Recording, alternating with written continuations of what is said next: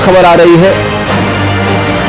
जहां बिहार में तेजी से कोरोना के मामले घट रहे हैं, तो इस वक्त की बड़ी खबर आपको बता रहे हैं। जहां बिहार में तेजी से कोरोना के मामले घट रहे हैं, बिहार में 29 जिलों में कोरोना के नए मामले मिले हैं। तो गोपालगंज में 15 से 30 का आंकड़ा पहुंच चुका है और पटना से आगे गोपालगंज में मामले, तो पटना से ज्यादा गोपालगंज में मामले देखने को मिले हैं।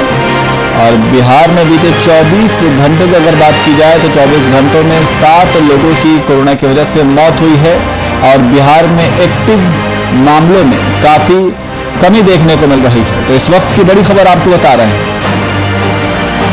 और इसी खबर में अधिक जानकारी के लिए हमारे संवाददाता कुमार गौतम हमारे साथ फोनलाइन पर मौजूद हैं। गौतम, में बिहार में तेजी से कोरोना के मामले घटते हुए दिख रहे हैं। गौतम,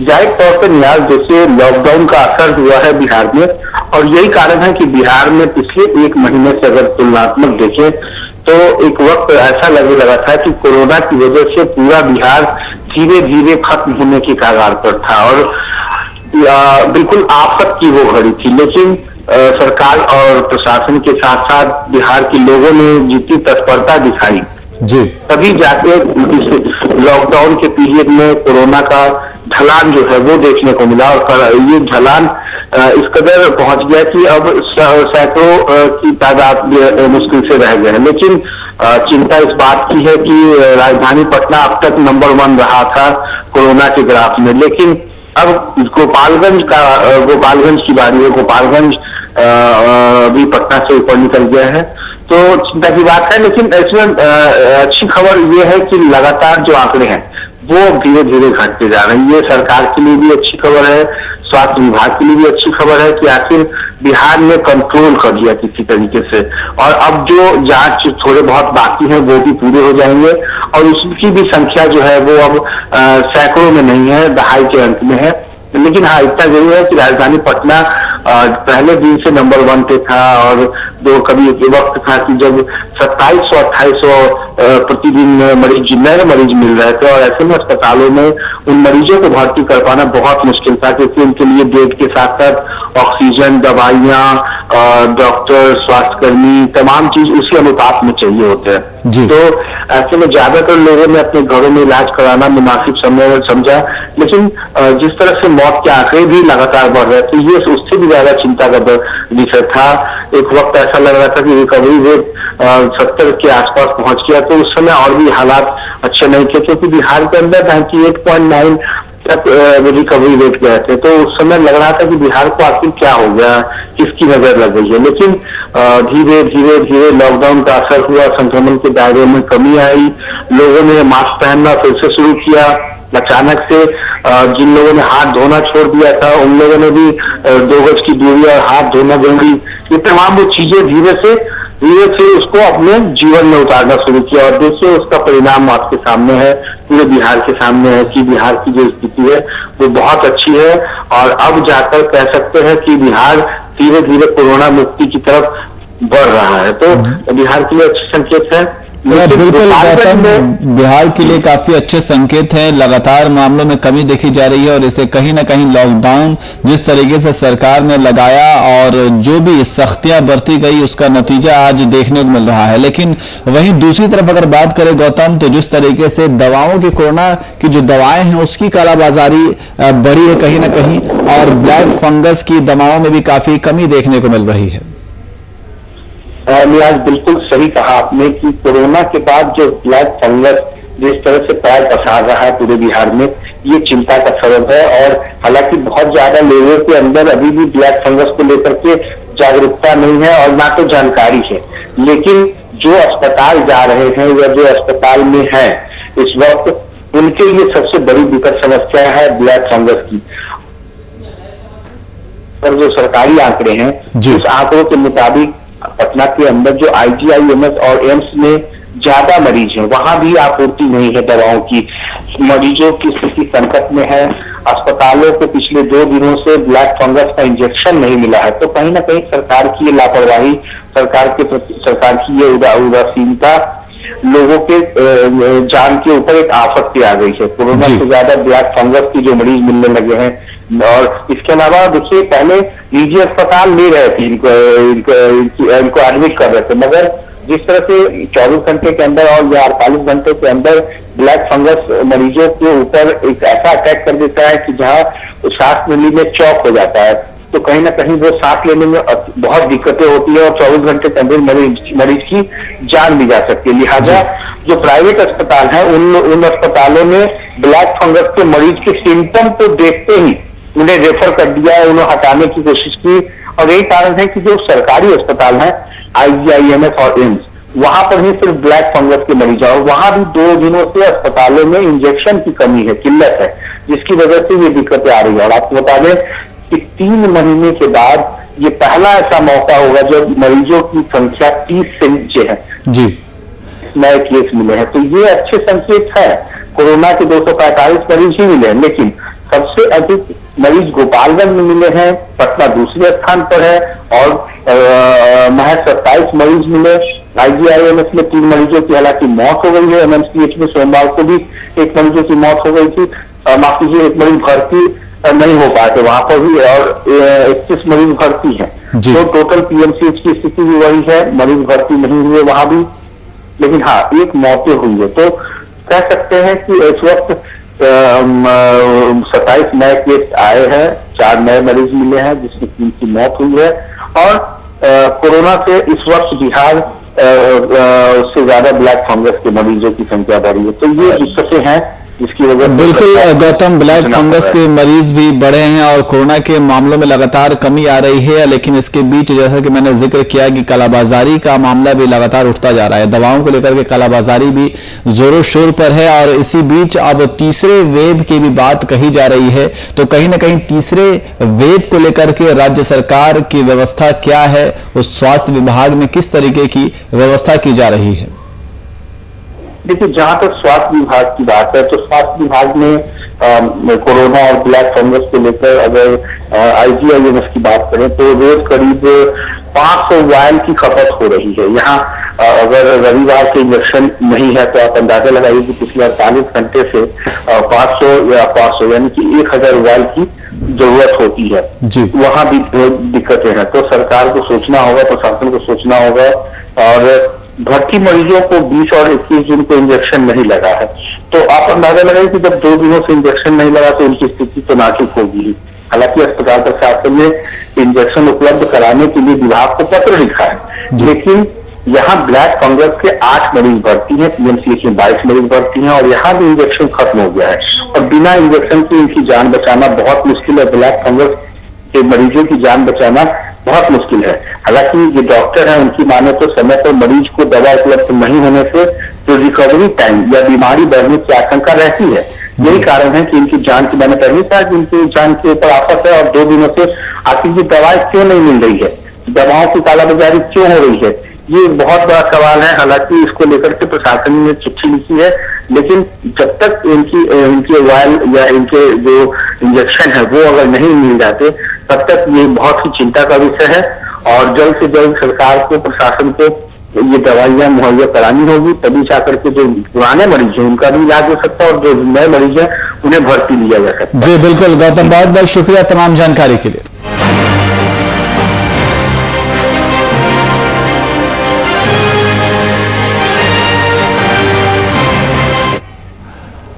वहीं जमशेदपुर में कांग्रेस के छात्र संगठन NSUI में घमासान जारी है। बीते दिनों शहर के NSUI ऑफिशियल व्हाट्सएप ग्रुप में सदस्य छात्रों ने जय श्री राम कहकर एक संदेश भेजा था, जिस पर 8 सदस्यों ने मुहर लगाई थी, जिसके बाद जिलाध्यक्ष रोज तिर्की ने सभी 8 सदस्यों को ग्रुप और संगठन से निष्कासित कर दिया था। उसके बाद से ही जिलाध्यक्ष रोज तिर्की के खिलाफ लामबंदी शुरू हो गई है। हालांकि इस प्रकरण के बाद जमशेदपुर NSUI में मचे घमासान के बाद विपक्ष चुटकी ले रहा है। वहीं प्रदेश आलाकमान के मामले की गंभीरता को देखते हुए एक जांच समिति बनाई थी, जिस सोमवार को समिति ने रिपोर्ट जारी करते हुए पूर्व जिलाध्यक्ष कमल अग्रवाल गुट पर साजिश के तहत पार्टी की छवि खराब करने के उद्देश्य से ऐसी हरकत करने की बात का जिक्र किया।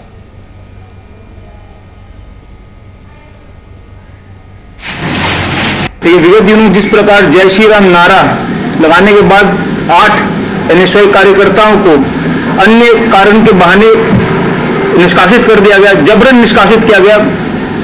और वो मामला जब सामने आया उसके बाद प्रदेश अध्यक्ष ने एक जांच समिति का गठन किया। तो जांच समिति कम और रोष समिति ज्यादा लगती है, क्योंकि उस जांच समिति में हम लोगों द्वारा प्रस्तुत किया गया साक्ष्य, ये हम लोगों का जो मेमोरेंडम था एप्लीकेशन, उसका जिक्र तक नहीं है। या सीधी सीधी पता चलती कि किस तरह तक एनएसयूआई का जो प्रदेश लेवल का कमेटी है वो जांच के नाम पे सिर्फ और सिर्फ रोज तिर्की द्वारा उठाए गए गलत कदम को सही साबित करने में जुटा हुआ है।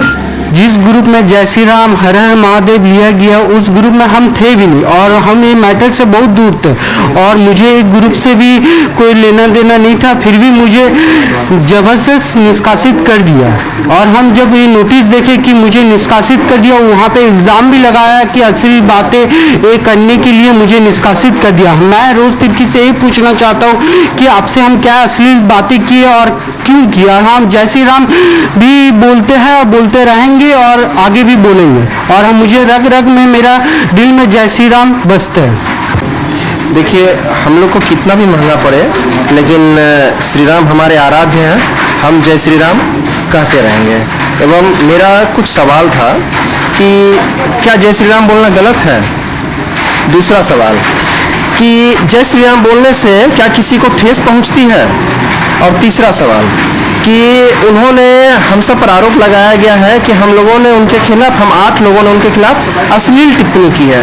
तो वो अश्लील टिप्पणी क्या है वो हम सबके सामने आकर के दिखाएं और उसका एक परफेक्ट एविडेंस प्रस्तुत करें।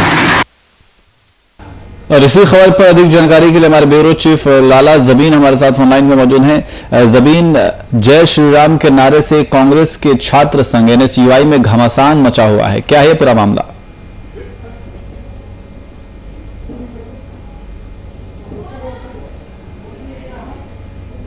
क्या आपको हमारी आवाज आ रही है जमीन?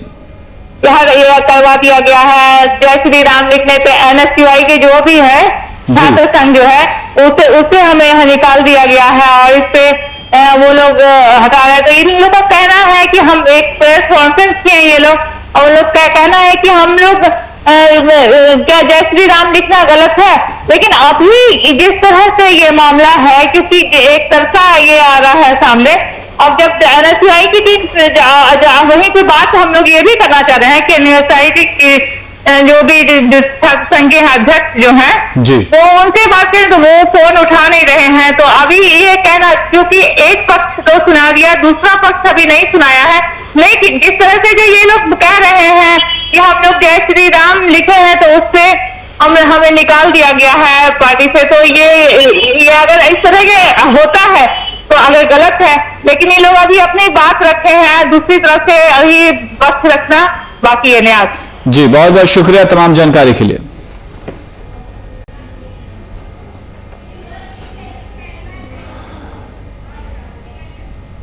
वहीं असम और यूपी के बाद अब बिहार में भी जनसंख्या नियंत्रण कानून की चर्चा तेज हो गई है। लेकिन आश्चर्य की बात यह है कि यहां भी बीजेपी और जेडीयू के मत एक नहीं है। बिहार में जनसंख्या नियंत्रण कानून पर क्या है पक्ष विपक्ष की राय और क्यों गरमाई है बिहार की सियासत, देखिए इस रिपोर्ट में।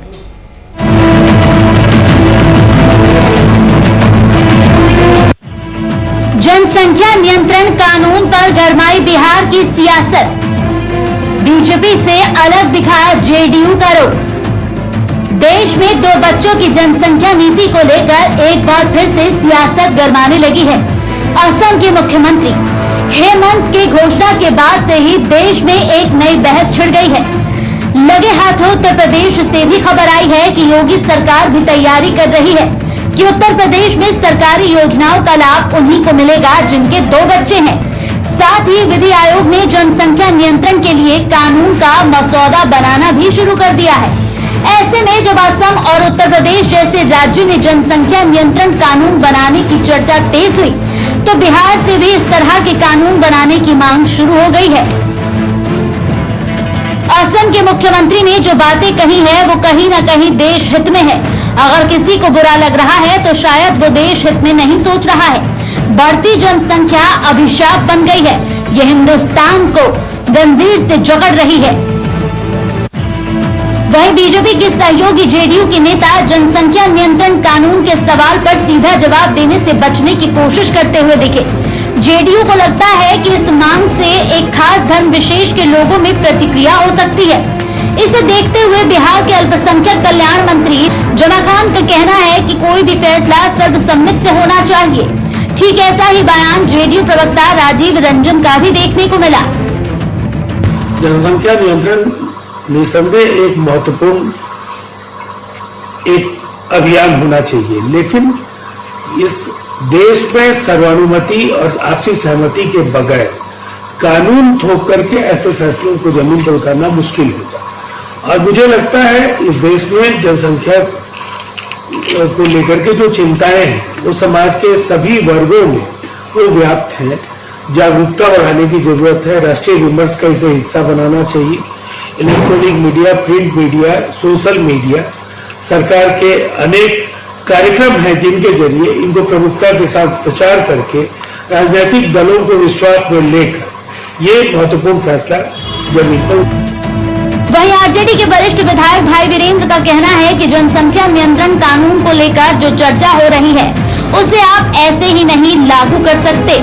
बिहार में तमाम राजनीतिक पार्टियां और समाज के हर तबके की राय शामिल होनी चाहिए और कहीं ऐसा तो नहीं है कि ये फैसला किसी एक धर्म विशेष को ध्यान में रखकर लिया जा रहा हो। जबकि कांग्रेस नेता और एमएलसी प्रेमचंद मिश्रा का कहना है कि जनसंख्या नियंत्रण होना चाहिए, लेकिन उसके लिए कोई कानून बनाने की जरूरत नहीं है। बहरहाल जनसंख्या नियंत्रण कानून को लेकर चर्चा तेज है, लेकिन देखना ये होगा कि बीजेपी और जेडीयू के विचार आपस में मेल खाते हैं या नहीं। और हाँ, साथ ही ये भी देखना होगा कि अगर कानून बनता है तो सभी समाज और राजनीतिक दलों से राय ली जाती है या नहीं। Desk report, VIP news. वहीं सीएम नीतीश कुमार ने प्रदेशवासियों को बीते कई सौगातें दिए हैं। इसमें सबसे महत्वपूर्ण सौगात दिल्ली में एक नए ठिकाने के रूप में बिहार सदन का उद्घाटन करके उन्होंने दी है। इसके साथ ही उन्होंने भवन निर्माण विभाग की कई योजनाओं का शिलान्यास और उद्घाटन किया।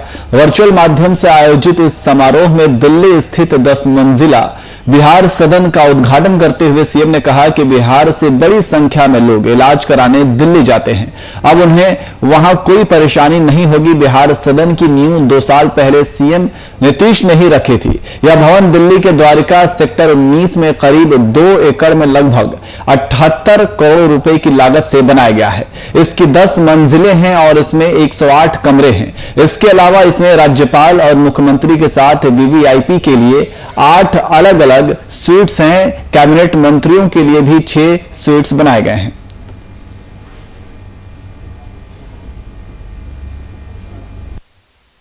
बाकी सारा काम तो भवन निर्माण विभाग को करना ही है और वो विभिन्न विभागों की योजनाओं का काम करते रहते हैं। और खुशी की बात है कि आज जो आप लोगों ने बताया है कि 1411 करोड़ रुपए की कुल 169 क्रियान्वित योजनाओं का उद्घाटन हो रहा है और 22 विभागों के अंतर्गत ये कुल मिला करके है। और कुल 73 योजनाओं का जो शिलान्यास हो रहा है उसके लिए कुल राशि है 725 करोड़ 22 लाख रुपए, तो उसका शिलान्यास भी हो रहा है। और अब जो भवन निर्माण विभाग के माध्यम से जो काम हो रहा है और भवन निर्माण विभाग का जो बजट बनता है, बजट में जो प्रावधान होता है, अब आप सोच लीजिए कि कितना पहले होता था, नाम मात्र का कुछ काम होता था और अब बड़े पैमाने पर काम होता है। और अब एक बात और हमने कह दिया है कि जिस तरह से अब निर्माण का कार्य सिर्फ नहीं करना है, इसको हमेशा मेंटेन करके रखना है। वहीं मोकामा के हाथीदह गांव से गुजरने वाला नेशनल हाईवे मिनी झील के रूप में तब्दील हो गया है। बाटा मोड़ और महेंद्रपुर मोड़ के पास सड़कों पर जल जमाव का नजारा तो बना ही रहता है, लेकिन अब हालत यह है कि भारी जल जमाव में कई गाड़ियां भी क्षतिग्रस्त हो रही हैं। बाटा मोड़ से बढ़िया जाने वाली अहम सड़क अब मिनी तालाब का रूप ले रही है। बताया जा रहा है कि NHAI के अधिकारियों की लापरवाही से जल जमाव हुआ है, जिसके कारण अंधेरे में आए दिन हादसे हो रहे हैं, इसके बावजूद लोगों को राहत प्रदान करने की कोई पहल नहीं की जा रही है।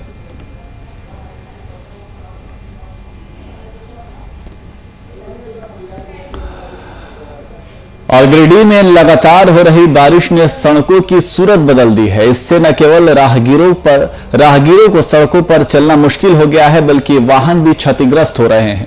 गिरिडीह धनबाद मुख्य मार्ग का भी यही हाल है। इस मार्ग में पड़ने वाले मोहनपुर केंद्रीय कारा के सामने सड़क की हालत खराब हो गई है। लगातार बारिश से यह सड़क गड्ढे में तब्दील हो गई है और इन गड्ढों में पानी जमा रहने से चालकों को भारी परेशानी हो रही है। बताते चलें कि यह मार्ग गिरिडीह को धनबाद, जमशेदपुर, बोकारो समेत पश्चिम बंगाल और कोलकाता जैसे महानगर से जोड़ने वाला मुख्य मार्ग है और इसके साथ साथ गिरिडीह औद्योगिक क्षेत्र को सामग्री आपूर्ति के लिए गिरिडीह का यह लाइफ लाइन मार्ग है। लेकिन इस मार्ग के जर्जर हो जाने से लोगों की परेशानी बढ़ गई है।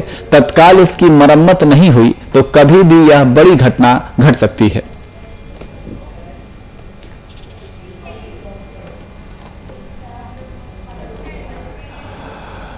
वहीं भोजपुर पुलिस की लाख कोशिशों के बावजूद जिले में आपराधिक घटनाओं को रोकने में पुलिस विफल साबित हो रही है।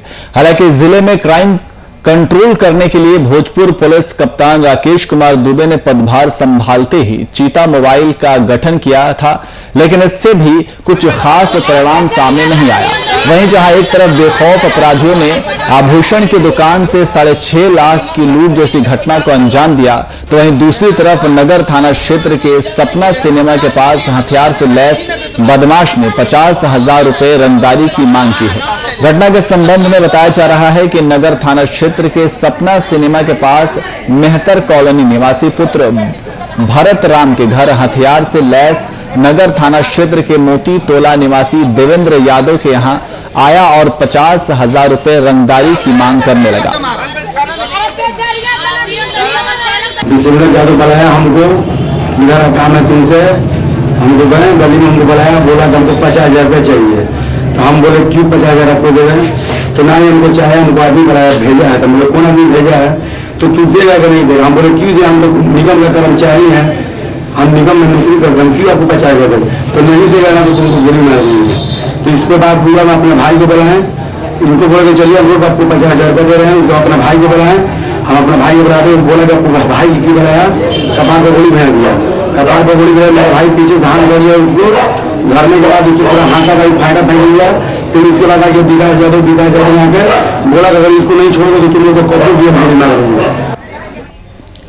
और बिहार के बगहा में लगातार हो रही बारिश के कारण नदियां उफान पर हैं। गोवर्धन थाना के सिंघा नदी के द्वार मलचौगवा और कंगूसरी में तबाही के कारण कई घर को नदी ने अपने गर्भ में ले लिया है। आलम यह रहा कि रामनगर से गोवर्धना थाना को और दोन गांव को जोड़ने वाली रोड को सिंघा नदी के द्वारा दोनों तरफ से पूरी तरह अपने गोद में ले लिया।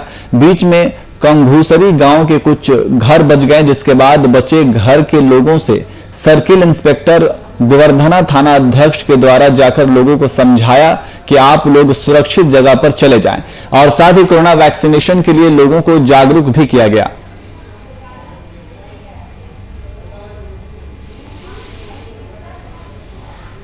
ना कोई दिक्कत नहीं। सरकार की ओर से रोड बना और सब रोड को तोड़ दिया बाढ़। नदी तो किसी के बस में नहीं है, इसलिए अपना सेफ्टी अपने हाथ में है। हम लोग आपको आगाह कर रहे हैं। वर्षा को अभी भी बारिश की संभावना है, बराबर जो न्यूज आ रहा है। मौसम का ना, और मौसम तो बिहार में एंट्री ले लिया है, तो इस स्थिति में कहीं ऊंचा जगह देख के पकड़ लेना है, ताकि जो भारी बारिश हो, नदी का बहाव तेज हो तो जान माल का नुकसान नहीं। और बताया यही ये बारिश का ज्यादा मौसम आएगा, लोग का वहीं से निकले के समाज नहीं मिलेगा, तो अपना ऊंचा जगह धर लेना, अपना जो दुख है वो अपना बचा लेना, यही ना। बरसात खत्म हो जाएगा तो कोनो बात का आगे फिर आदमी रहने हो जाए, फिर अपना जगह धर लेगा। कैसा लगा सर का बताया हुआ? बहुत सुंदर भाई बात।